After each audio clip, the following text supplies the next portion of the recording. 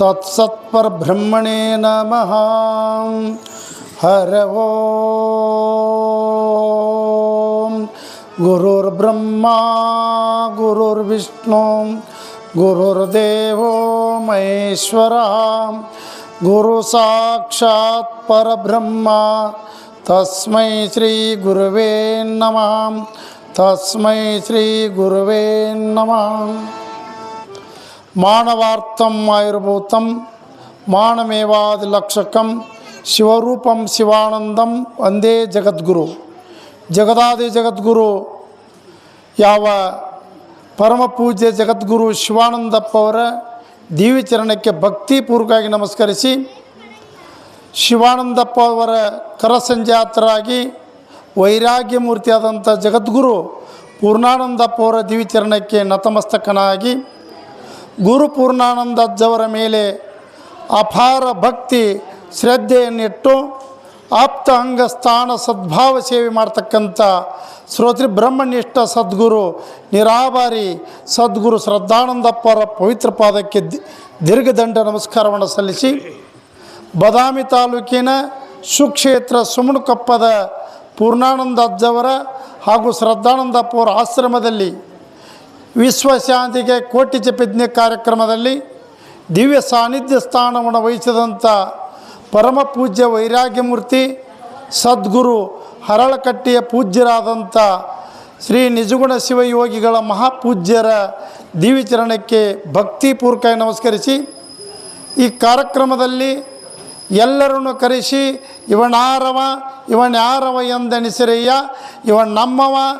ನಮ್ಮವ ಕೂಡಲ ಸಂಗಮ ದೇವನ ಮಗನೆಂದೆಣಿಸಂದಂಗೆ ಎಲ್ಲರೂ ನಮ್ಮವರನ್ನಂಥ ಭಾವ ಇಟ್ಟುಕೊಂಡು ಎಲ್ಲ ಸದ್ಭಕ್ತರನ್ನು ಕರೆಸಿ ಇಂಥ ಪುಣ್ಯದ ವರಪುಣ್ಯಲತೆಯನ್ನು ಅವರಿಪಂತೆ ಬೆಳಪುದೇ ಚಂದಮಾಮ ಅನ್ನುವಂಥ ಈ ಕಾರ್ಯಕ್ರಮವನ್ನು ಪಾಲ್ಗೊಂಡವರು ಯಾರು ಅಂದ್ರೆ ಶ್ರೋತ್ರಿ ಬ್ರಹ್ಮನಿಷ್ಠ ಸದ್ಗುರು ಅಭಿನವ ಶಿವಾನಂದಪ್ಪ ಅವರ ದಿವ್ಯಚರಣಕ್ಕೂ ಭಕ್ತಿಪೂರ್ವಕವಾಗಿ ನಮಸ್ಕರಿಸಿ, ಪರಮ ಪೂಜ್ಯ ಗುರುಗಳ ಆಶೀರ್ವಾದ ಪಡ್ಕೊಂಡು ಗುರುಗಳಲ್ಲಿ ಕೃಪೆಯನ್ನು ಪಡ್ಕೊಂಡು ಗುರುಗಳ ಮೇಲೆ ಅಪಾರ ಭಕ್ತಿ ಶ್ರದ್ಧೆಯನ್ನಿಟ್ಟು ನಡೆದು ಬಂದಂಥ ಯಾವ ಪರಮ ಪೂಜ್ಯ ಸದ್ಗುರು ವಿದ್ಯಾನಂದ ಮಹಾಪೂಜ್ಯರ ದಿವ್ಯಚರಣಕ್ಕೂ ನಮಸ್ಕರಿಸಿ, ನಮ್ಮೆಲ್ಲರಿಗೂ ಜಗನ್ಮಾತೆಯ ಮಹಾತ್ಮೆಯನ್ನು ತಿಳಿಸಿಕೊಟ್ಟು, ಜಗನ್ಮಾತೆ ಅಂದರೆ ಯಾರು?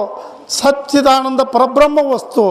ನೀವೆಲ್ಲರೂ ಯಾರು ಅಂತ ಕೇಳಿದರೆ ಆ ಪರಮಾತ್ಮನ ಪರವಸ್ತು ಅದಿರಿ ಅಂತ ತಿಳ್ಕೊಂಡು, ಆ ಜಗನ್ಮಾತೆ ಬೇರೆಲ್ಲ ಪರಮಾತ್ಮ ಬೇರೆಲ್ಲ ಅಂಥದನ್ನು ತಿಳಿಸಿಕೊಡೋರು ಯಾರಂದ್ರೆ ನಮ್ಮ ತೋರಣಗಟ್ಟಿಯ ಸದ್ಗುರು ಯಾವ ಹುಣಸ್ಯಾಳ ಪೂಜ್ಯರಲ್ಲಿ ನಾನು ಅನಂತ ನಮಸ್ಕಾರವನ್ನು ಸಲ್ಲಿಸಿ, ಈ ಕಾರ್ಯಕ್ರಮದಲ್ಲಿ ಪಾಲ್ಗೊಂಡಂಥ ನಮ್ಮ ಶಿವಪುತ್ರಪ್ಪ ಶಾಸ್ತ್ರಿಯರಲ್ಲಿ, ನಮ್ಮ ನಿಂಗಪ್ಪ ಶಾಸ್ತ್ರಿಯವರಲ್ಲಿ ಹಾಗೂ ಯೋಗ ಸಾಧನವನ್ನು ಕಲಿಸಿದಂಥ ಗುರುಗಳರಲ್ಲಿ, ಸಕಲ ಪೂಜ್ಯರಲ್ಲಿ, ಸಕಲ ಮಾತೆಯರಲ್ಲಿ ಪವಿತ್ರ ಪಾದಕ್ಕೆ ಭಕ್ತಿಪೂರ್ವಕವಾಗಿ ನಮಸ್ಕರಿಸಿ, ಇವತ್ತಿನ ಅಧಿಕರಣ ವಿಷಯ ಯಾವುದು ಅಂತ ಕೇಳಿದರೆ ನಮ್ಮನ್ನೆಲ್ಲ ಉದ್ಧಾರ ಮಾಡ್ತಕ್ಕಂಥ ಕನ್ನಡ ನಾಡಿನಲ್ಲಿ ಯಾವ ಅಗ್ರಗಣ್ಯ ಆದಂಥ ನಿಜಗುಣ ಶಿವಯೋಗಿಗಳ ಕೈವಲ್ಯ ಪದ್ಧತಿ ಎಂಬ ಗ್ರಂಥಿನಲ್ಲಿ ಯಾವ ಶಿವಕಾರುಣ್ಯ ಸ್ಥಳ ಜೀವ ಸಂಬೋಧನಾ ಸ್ಥಳವನ್ನು ಬಿಟ್ಟು ನೀತಿಕ್ರಿಯಾಚಾರ್ಯ ಸ್ಥಳದಲ್ಲಿ 15ನೇ ಪದ್ಯದಲ್ಲಿ ನಮಗೆಲ್ಲರೂ ಪೂಜೆ ಇವತ್ತಿನ ದಿವಸ ಬಹಳ ಮಾರ್ಮಿಕವಾದನ್ನು ಒಂದು ಸೂತ್ರವನ್ನು ಇಟ್ಟಿದ್ದಾರೆ. ಅದು ಯಾವುದು ಅಂದರೆ ವರಪುಣ್ಯಲತೆಯನ್ನು ಅವರಿಪಂತೆ ಬೆಳಪುವುದೇ ಚಂದಮಾಮ ಅನ್ನೋ ಬಗ್ಗೆ. ಇದರೊಳಗೆ ಏನದ ಅಂತ ಕೇಳಿದ್ರೆ ಮನುಷ್ಯನಿಗೆ ಯಾವ ಬಳ್ಳಿ ಅದು ಹೊರಗಿನ ಬಳ್ಳಿ ಏನು ಮಾಡ್ತದಂದ್ರೆ ಹಂದ್ರ ಹಾಕಿ ಸುಂದರ ಮಾಡಿ ಅದರಲ್ಲಿಂದ ಕಾಯೋ ಅಥವಾ ಹಣ್ಣನ್ನು ತೆಗೆದುಕೊಂಡು ಎಲ್ಲ ಜೀವಿಗಳಿಗೆ ಪ್ರಾಣವನ್ನು ಉಳಿಸುವಂಥದ್ದಾಗ್ತದೆ. ಇಲ್ಲೇ ಮನಸ್ಸನ್ನು ಸ್ವಚ್ಛ ಮಾಡುವುದು, ಜ್ಞಾನ ಕೊಡುವುದು, ಪುಣ್ಯದ ಕೆಲಸ ಹಚ್ಚುವುದು ಯಾವುದಂದ್ರೆ ವರಪುಣ್ಯಲತೆ. ವರಪುಣ್ಯದ ಬಳ್ಳಿ ಇದು ಯಾಕೆ ಬಂತು ಅಂತ ಕೇಳಿದರೆ ಸದ್ಗುರು ಶಿವಾನಂದಪ್ಪ ಅವರು ಈ ವರಪುಣ್ಯದ ಲತೆಯನ್ನು ಬಳ್ಳಿಯನ್ನು ಹಚ್ಚಿದರು. ಈ ಬಳ್ಳಿಯನ್ನು ಹಚ್ಚಿ ಎತ್ತರವಾಗಿ ಮಾಡಿದವರು ಯಾರು ಅಂದ್ರೆ ಜಗದ್ಗುರು ಶಿವಾನಂದಪ್ಪ ಅವರು. ಆ ಬಳ್ಳಿಗೆ ಯಾವ ಪುಣ್ಯ ಎಂಬ ನೀರು ಹಾಕಿ ಭಕ್ತಿಯನ್ನು ಇಟ್ಟು ಶ್ರದ್ಧೆಯನ್ನು ಬೆಳೆಸಿ ತಂದವರು ಯಾರು ಅಂತ ಕೇಳಿದರೆ ಯಾವ ಲಕ್ನಾಯನಕೊಪ್ಪ ಕಲ್ಲೂರು ಸಿದ್ದೇಶ್ವರ ದೇವಸ್ಥಾನದಲ್ಲಿ 12 ವರ್ಷ ತಪಸ್ಯವನ್ನು ಮಾಡಿ ಯಾವ ಸದ್ಗುರು ಪೂರ್ಣಾನಂದದವರು ಏನು ಮಾಡಿದರು ಅಂತ ಕೇಳಿದರೆ ಗುರುಮುಟ್ಟಿ ಗುರುವಾಗಿ ಸದ್ಗುರು ಹಚ್ಚಿದ ಬಳ್ಳಿಯನ್ನು ತಂದು ಅದಕ್ಕೆ ಪುಣ್ಯದ ನೀರನ್ನು ಹಾಕಿ ಎಲ್ಲಿಗೆ ಬೆಳೆಸಿದ್ರು ಅಂದರೆ ಅದನ್ನು ಬೆಳೆಸ್ಕೊಂತ ಬಂದು ಸೋಮನಕೊಪ್ಪ ಗ್ರಾಮಕ್ಕೆ ಬಂದು ಬಳ್ಳಿಯನ್ನು ಹಚ್ಚಿ ಕರ್ನಾಟಕ ತುಂಬ ಹಂಚಿಬಿಟ್ರು ಅದನ್ನು ಬಳ್ಳಿಯನ್ನು.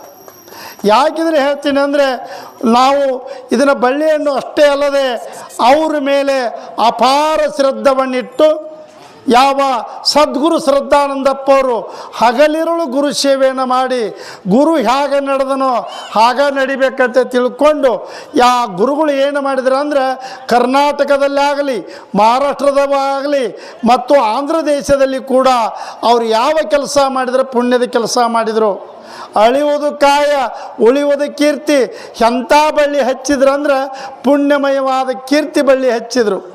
ಆ ಬಳ್ಳಿ ಎಂಥದ್ದು ಅಂದರೆ ಆ ಬಳ್ಳಿಗೆ ಏನು ಕೆಲಸ ಮಾಡಿದ್ರು ಅಂದರೆ ಯಾವ ಸಿದ್ಧಾರೂಢರು ವಚನಾಮೃತ ಎಂಬ ತಾಯಿ ಒಳಗೆ ಎಳ್ಳನ್ನು ಹೆಂಗೆ ಹಂಚಿಕೊಟ್ರು ಆ ಎಳ್ಳು ಹೇಗಿದ್ದು ಅಂದರೆ ಜಗತ್ತಿನ ತುಂಬ ಉಪದೇಶ ಆಗಿ ಹಂಗೆ ಶ್ರದ್ಧಾನಂದಪುರ ಹಾಕಿದ ಬಳ್ಳಿ ಅದು ಲತೆ ಅಂದರೆ ಎಂಥದಿತ್ತು ಅಂದರೆ ಮನುಷ್ಯನ ಉದ್ಧಾರ ಮಾಡಬೇಕಾದ್ರೆ ಅವ್ರು ಯಾವ ಕೆಲಸ ಹಚ್ಚಿದ್ರಂದ್ರೆ ಶ್ರವಣ ಮನನ ನಿಧಿದಾಸನ ಹಚ್ಚಿರು. ಶ್ರವಣ ಅಂದ್ರೆ ನಾವು ನಿತ್ಯಲೂ ಶ್ರವಣ ಮಾಡ್ತಕ್ಕದ್ದು ಪಾರಮಾರ್ಥವನ್ನು ಕೇಳುವುದು. ಮನ ಅಂದರೆ ನಿಧಿದಾಸನ ಶ್ರವಣ ಮನನ ಅಂದ್ರೆ ಅಪ್ಪವ್ರು ಹೇಳ್ತಿದ್ರು ಏನು ಹೇಳ್ತಿದ್ರು, ಜಪ ಮಾಡು ನಿನಗೇನಾಗ್ತದ ಪಾಪ ನಾಶ ಆಗ್ತದ, ಜಪದಿಂದ ಮೋಕ್ಷ ಆಗ್ತದ. ಹಗಲಿರುಳು ಓಂ ನಮ ಶಿವಾಯನ್ನು ಓಂ ನಮ ಶಿವಾಯನ್ನು ಈ ಓಂ ನಮ ಶಿವ ಅನ್ನೋದ್ರಿಂದ ಏನಾಗ್ತದ ನಿಮ್ಮೆಲ್ಲರ ಪಾಪ ನಾಶ ಆಗ್ತದ, ಸ್ವರ್ಗದ ಬಾಗಲ ತೆಗಿತದ ಅಂತ ತಿಳ್ಕೊಂಡು ಅವ್ರು ಹೇಳಿದರು. ಹೊಳ್ಳಿ ಏನು ಹೇಳಿದರು ಅಂದರೆ ವೇದಾಂತ ಚಿಂತನೆ ಮಾಡಿ ಹೇಳ್ತಿದ್ರು. 5 ಹೊತ್ತು ಪ್ರವಚನ ಹೇಳ್ತಿದ್ರು ಸದ್ಗುರು ಶ್ರದ್ಧಾನಂದಪ್ಪವರು. ನೋಡ್ರಪ್ಪ ನೀವು ಪುಣ್ಯ ಮಾಡಿರಿ, ಒಳ್ಳೆ ಬಳ್ಳಿ ಹಚ್ಚಿರಿ, ವರ ಪುಣ್ಯಲತೆಯನ್ನು ಬೆಳೆಸಿರಿ, ಅದನ್ನು ಬೆಳೆಸಿದ್ರೆ ಅಂದರೆ ನಿಮ್ಗೆ ಮೋಕ್ಷ ಆಗತ್ತಂತ ತಿಳ್ಕೊಂಡು ಮತ್ತೇನು ಮಾಡಿದ್ರು ಅಧ್ಯಾತ್ಮ ವಿದ್ಯೆಯನ್ನು ಇಟ್ಟರು. ಅಂಥ ಕಾರ್ಯಕ್ರಮವನ್ನು ನಮ್ಮ ಸುಕ್ಷೇತ್ರ ಸೋಮನಕೊಪ್ಪದಲ್ಲಿ ತಿಂಗಳ ಪರ್ಯಂತರವಾಗಿ ಈ ಕಾರ್ಯಕ್ರಮ ನಡೆದು ಬಂದದ. ಆ ಕಾರ್ಯಕ್ರಮದಲ್ಲಿ ಹಲವಾರು ಮಹಾತ್ಮರು ಬಂದಿದ್ದಾರೆ, ಸರ್ವ ಭಕ್ತರು ಕೂಡ ಬಂದಿದ್ದಾರೆ. ನಮ್ಮ ಸೋಮನಕೊಪ್ಪದ ಗುರು ಹಿರಿಯರು ಕೂಡಿಕೊಂಡು ವಿಜೃಂಭಣೆಯಿಂದ ಮಹಾತ್ಮರ ಕರೆಸಿ ಒಂದು ಎಂಥ ಬಳ್ಳಿ ಹಚ್ಚಾರಂದ್ರೆ ಒಂದು ಶ್ರೇಷ್ಠವಾದ ಕೋಟ್ಯಾನುಗಂಟಲೆ ಬೆಳೆ ಮಾಡುವಂಥ ಶ್ರದ್ಧಾನಂದಪ್ಪ ಆಶ್ರಮವನ್ನು ನಿರ್ಮಾಣ ಮಾಡಿದ್ದಾರೆ. ಅಂಥ ಕಾರ್ಯಕ್ರಮದಲ್ಲಿ ನಾವು ನೀವೆಲ್ಲರೂ ಕೂಡಿಕೊಂಡು ಪುಣ್ಯದ ಬಳ್ಳಿಯನ್ನು ಹಚ್ಚೋಣ. ಆ ಬಳ್ಳಿಗೆ ನೀರನ್ನು ಹಾಕಿ ನಾವೆಲ್ಲರೂ ಶ್ರದ್ಧಾ ಭಕ್ತಿಯಿಂದ ಆ ಗುರುವಿನ ಪಾದಕ್ಕೆ ಋಣ ತಿಳ್ಕೊಂಡು ನಾನು ಆಡ ಮಾತನ್ನು ಆ ಸದ್ಗುರುನ ಮಾತನ್ನು ಪಾದಕ್ಕೆ ಅರ್ಪಿಸಿದ್ದೇನೆ. ಸದ್ಗುರುನಾಥ ಮಹಾರಾಜ್ ಕಿ